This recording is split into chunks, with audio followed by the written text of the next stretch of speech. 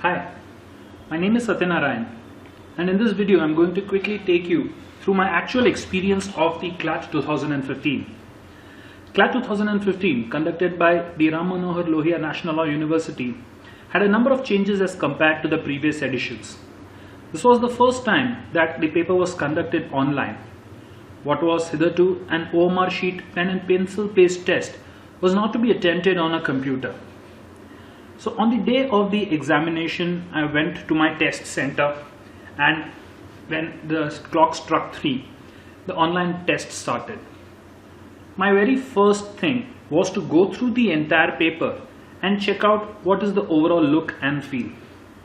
The English section had the standard reading comprehension, vocabulary and grammar based questions. Math seemed a bit tough. The reasoning section seemed to follow the general pattern of the previous years. The GK section seemed pretty standard, and the legal aptitude section also included questions on legal awareness. So what I'm going to do is run the paper on the screen and show you what my thought process was. Now this paper would be taken in the linear fashion, one question after the other, but in the actual test I often jumped between these sections, right? I'll tell you my entire thought process in a nutshell at the end. But let me take you through the questions in brief. So the first section that we see here is the English section, where the first few questions were something new this year, where you were given a set of sentences where two words can replace a single one, and you had to select the set of words that was correct. So this was a bit typical, but very much doable. The next few questions were choosing the correct alternative to replace the underlined part. There did not seem to be much of a problem in this section as well. The next was reading comprehension. Now, although the passage was not very large, they seemed a bit dicey, and as is my usual nature, I did not attempt the questions of reading comprehension till I had completed all the other sections before. Some of the questions on fill in the blanks were pretty simple, and it was very easy to get the right answers. Again, a reading comprehension passage which was a bit typical but not very difficult to solve, because most of the answers seemed pretty obvious. Some questions were based on your knowledge of vocabulary. Questions of synonyms were pretty easy, and it was not difficult to get the right answer. Questions on analogies were also not very difficult to understand. Now, there were certain questions in which you had to identify the incorrect sentence from a group of 4 different sentences. Again, this was not very difficult to understand. Questions were based on idioms and phrases or word meanings, where a specific meaning was given and then you had to identify what it was. So the English section was decent, but it took some time to understand what exactly was to be done in that section, and so I could attempt this in 2 different goes. The general knowledge and current affairs seemed to have a lot of questions which were current affairs of the month of January, February and March. So students who would have diligently prepared their current affairs could have easily breezed through this.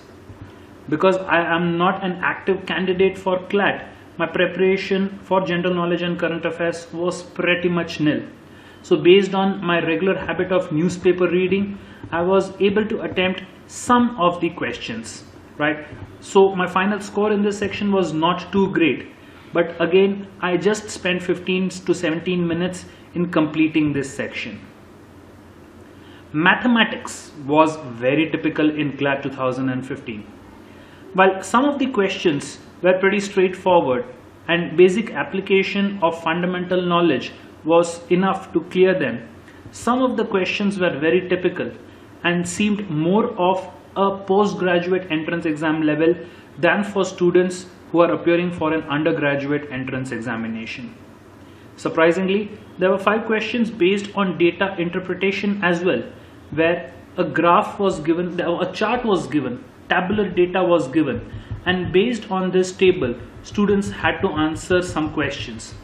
But again, if your knowledge of averages, percentages and ratio proportion of mathematics was good enough, it was not difficult to crack all of them.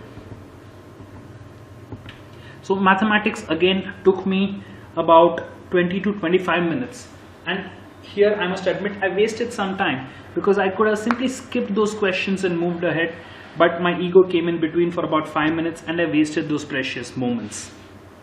The next section was legal awareness and aptitude. While the legal aptitude questions were pretty much standard and most of the questions could be found across various preparatory material, the questions of legal awareness were not that difficult if one was regularly in touch with current affairs in popular media. So although this section was not as per expectations, one could have easily done this section in about 25 to 30 minutes. So then moving ahead, there were certain questions which required you to know basic terms, right? So vote on accounts and stuff like that could have been solved by a person who knows the basics of law. Logical reasoning, the next section, was a bit typical. In this section, there were a few questions of relations, few questions of counting the letters in a given word and arranging them, a set of questions of coding and decoding, which actually was pretty simple, but one of the options in question number 5, that is the fashion question, seemed a bit wrong. And in fact, there were multiple options. In fact, there was a question in which 2 options were pretty much the same. Fact, judgment and inference made its appearance in this paper, not very difficult. Again, coding and decoding made its appearance as a separate set. There were questions on syllogisms, very standard questions and very easy to solve. The puzzle question, especially this one, where you are given some data in terms of wrong answers, blank answers, was very difficult to solve. In fact, I struggled with this question for quite some time, and at the end of the paper I almost gave it up, right? I marked one answer in this and got it wrong, so it would have been advisable to leave that particular question. Then there was another set of questions in which friends were exchanging items and based on the price. Again, it was not worth solving this entire puzzle. I managed to solve it at the end and got 3 right and 1 wrong, but then those 3 questions which I got right made hardly any difference. The next section, in fact, most of the questions were done by now, and it was not very difficult to do the easy ones. The tough ones, on the other hand, were extremely tough and could not be solved. So as per my game plan, I had started with the general knowledge section. Now I'm going to tell you how I went through this paper. As per my game plan, I started with the general knowledge section, and a lot of questions on current affairs were concentrated on the months of Jan, Feb, March of 2015, right? So after attempting these questions that I felt I knew the answers to, I shifted to English. Few questions were ambiguous in the wording, answers to a few seemed suspicious, and normally I would complete the entire section minus reading comprehension and jumble passages. But in this case, I purposely left a lot of questions where I had to think and moved on to maths. Under normal circumstances, I could crack 20 questions of mathematics in less than 15 minutes. But in this paper, I could hardly attempt 10 odd questions in about 15 to 20 minutes. So here is where my strategy had to forcibly kick in. Keeping my ego aside, I moved ahead with reasoning. Questions based on coding, relations, directions and others were easily handled. But then the puzzles were of a difficult level, which was totally unexpected in this exam. The legal aptitude section was what I ended up with, and the questions based on principles and facts were very easy, but the legal awareness question stumped me to the core.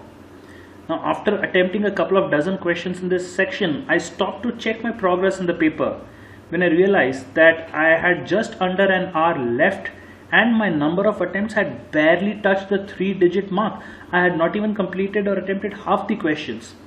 So having gone through all the sections once, it was now simply a game of Russian roulette. randomly jumped between sections and attempted questions which I could, and there was no method to my madness. After a lot of sweat and toil, I finally reached an attempt of 168 questions. With 5 minutes to go in the paper, I finally lost my patience and I stopped attempting any further. Once this exam was over, I came out of the center and was mobbed by my students who had similar experiences to mine. There was a lot of moans and curses about the toughness of the math and reasoning section, the unexpected emergence of legal awareness questions, and the overall inability to attempt many questions. So I predicted that the students who had attempted too many questions might not actually end up with a good score, whereas students who were restrained and attempted only those questions that they were confident about would actually do well. My first prediction on that day was regarding the overall cutoffs, and that was that they would drastically be reduced as compared to the previous editions of the exam, and I stood vindicated. The highest score was 140 plus in this examination, and my score of about 116.75, and this I'm talking is the unrevised score because there was an increase of 2.5 marks after that, but my initial score 116.75, which previously would not have been enough to get admission into any national law university, was adequate to actually crack the NLSIU Bangalore cutoff. In the end, after the first scoring, my score in English was 27.5, in GK was 15.25, mathematics was 14.5, legal was 34, and logical reasoning was 25.5, with a grand total of 116.75. And this, in such a typical and tough paper, was enough to secure me the All India rank of 52. So as you can see, if you are not particularly good at any one of the sections, in my case GK, you can still get a decent score if you do well in the others.